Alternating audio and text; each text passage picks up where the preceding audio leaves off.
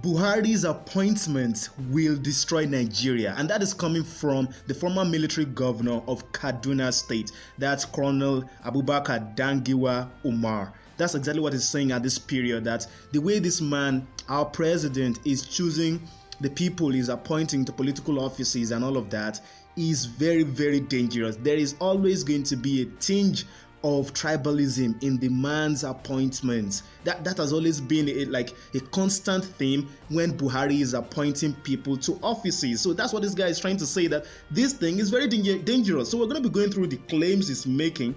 We're going to be trying to understand how dangerous this can really be and all the different consequences that may be attached. So, but first of all, make sure you subscribe to the channel. If you're on YouTube, make sure you follow us on Facebook and also Instagram. Let's get to work. Now, according to him, he's saying that all the political appointees, especially he actually made it very, very specific, that especially when it comes to the security chiefs. So, for example, the leaders at maybe at the police force, the army, like Borotai and all of that, there seems to be this theme of always being from the north when it comes to things very, very important, especially in the aspect of security in the nation. I mean, in a nation where we know we have serious problems with security, and you keep giving almost everything, basically everything, to the northerners. And we know that our nation is not a nation that is unified when it comes to ethnicity and all of that. We have serious tribal divisions in this country.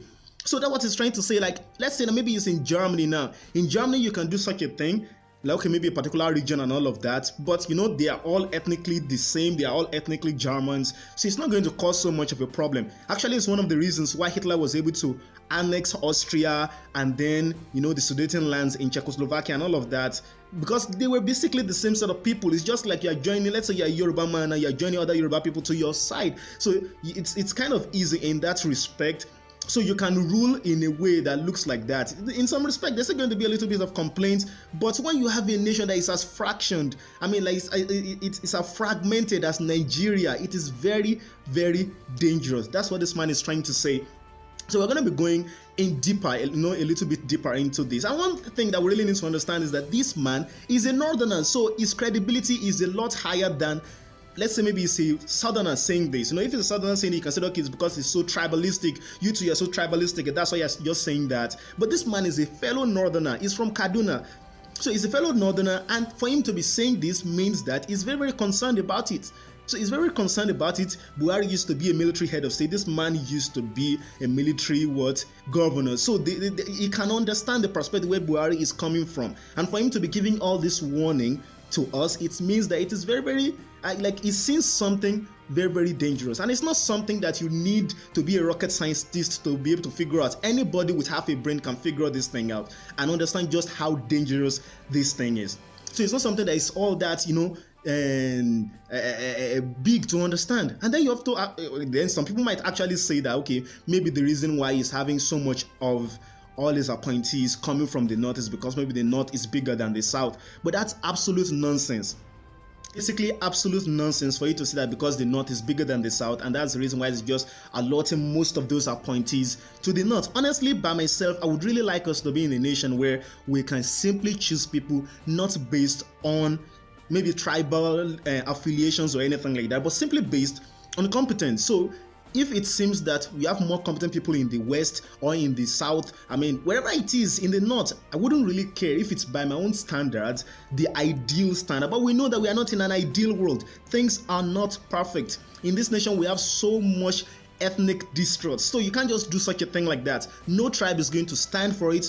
No tribe is going to be all that welcoming of such an attitude. So that's the problem that is there. So saying that Nigeria is just because the north is big, it's absolutely a moot. It doesn't really make any sense at all, because the nation is not some monolithic population. So that's the reason why that cannot hold. And then we'll go over to the fact that this is actually leading to so much suspicion in the south.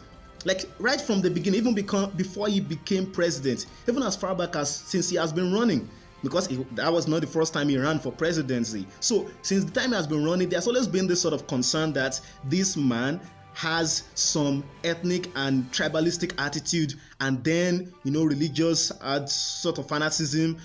Maybe that's not really true on the religious side, but there have been so many concerns about him.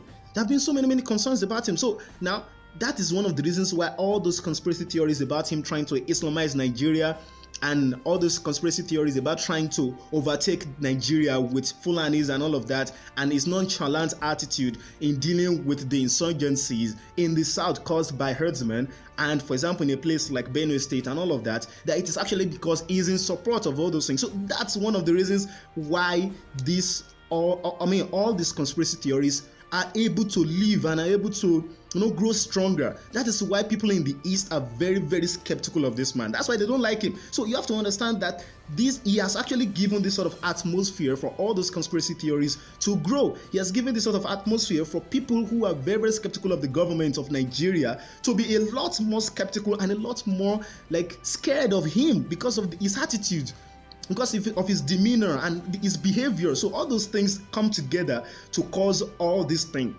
So, and you also have to remember that the Nigerian Civil War, that's from 67 to 70, that's 1967 to 70, was also one thing that mistrust in ethnicity, ethnic mistrust really gave a hand to. So ethnic mistrust was one of the major factors that led to that war. So when this military officer is saying this, it's actually making sense, because now we are having so many attacks in the south and the president really isn't doing much about it. When the Southwesterners decided that they were going to come up with the Amotekun initiative, we have people in the federal government starting to go against it when they could not protect the Southwest, and then people came up with their own initiative to be able to do it on their own. And this man started doing what? Through his people, the head of the police and all of that, they started to designate Amotekun almost like it's a terrorist organization, almost like it is working outside the law and all of that, even though you have the state government backing it, which means it is something that is done and not only because of the state governors, we're also talking about the legislative arms of those states. So it's not something that is out of the law, it's something that was legislated by the states where these things are.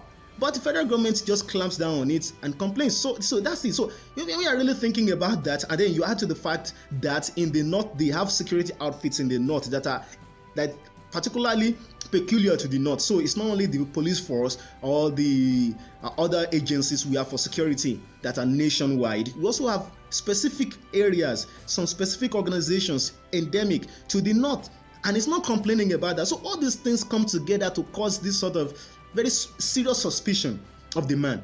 So if all these things continue this way, it is very easy for anyone to see the reason why his attitudes can be very dangerous for the future of Nigeria. Now, I'm not trying to say that he's going to start a war or anything like that, but when you act in a particular way, it can actually cause a sort of misunderstanding, and it's a very little thing that's going to spark serious conflict in this kind of a situation. If we really go back to the Civil War, like I said again, I understand so many things led to the war, but there are a series of steps, series of missteps that led to one thing, that led to another thing, that led to another thing before you ended up with such a very horrific war. So that's what I'm trying to say. It is best for us to just dial back the rhetorics, dial back the attitudes at this moment so that things don't go down south. So that's what we really have to do.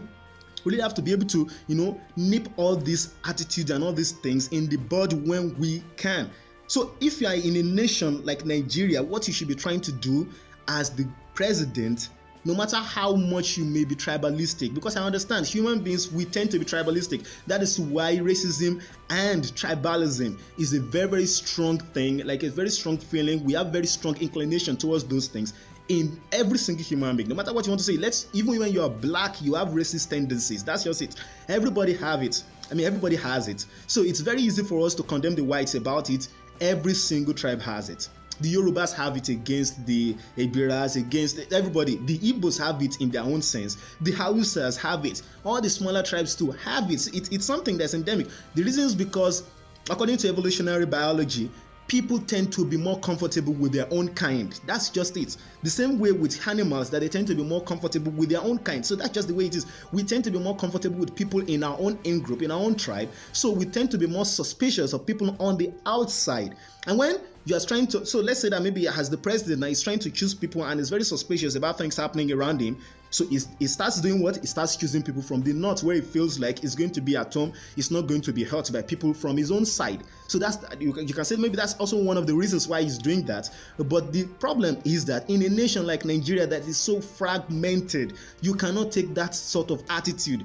It's only going to lead into problems. It's only going to lead into problems. We should be a great unifier in a country like this. We are not a monolithic population, so you should do what? You should be the one, the commander-in-chief, who would allow the buck to stop at his table and take actions and make things right for everybody in Nigeria, making the nation great for all of us. Anyway, thank you very much, everyone. Make sure you subscribe to the channel on YouTube. Like I said again, make sure you follow us on Instagram and follow us on Facebook. Like the page. It's always Naija Unsealed. Thank you very much, and I'll be seeing you guys next time.